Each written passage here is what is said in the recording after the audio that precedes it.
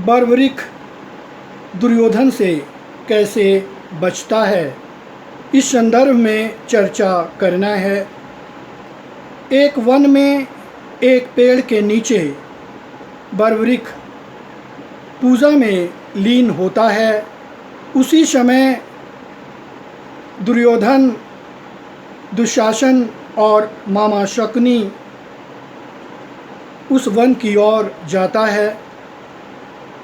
पूजा में लीन बर्बरीक को देखकर शकुनी मामा दुर्योधन से कहते हैं, देखो बर्बरीक अभी अचेतन स्थिति में और निहत्था है, अभी ही उसे मारा जा सकता है।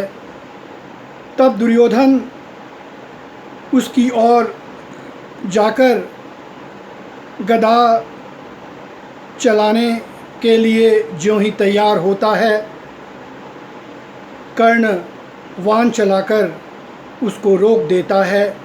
तब दुर्योधन कहता है, मित्र तुमने ऐसा क्यों किया? तब कर्ण कहते हैं, मैंने इसलिए किया कि एक निहत्थे पर क्षत्रियों को वार नहीं करना चाहिए, और तुम तो हस्तिनापुर का युवराज हो और आने वाला समय में सम्राट बनोगे। कभी ऐसा नहीं होना चाहिए कि इतिहास में लिखा जाए कि एक अचेतन अवस्था में जो पूजा में लीन है उसके शव पर इतिहास लिखा जाए। इसलिए मैंने तुम्हें रोकने की कोशिश की और तुम एक साधारण व्यक्ति नहीं हो।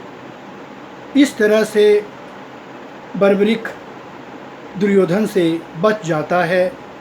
फिर बर्बरीक आता है और कहता है, प्रणाम दादाश्री, प्रणाम महारथी, आपने जो सोचा था अब ऐसा नहीं हो सकता है, क्योंकि मैं चेतन अवस्था में आ गया हूँ।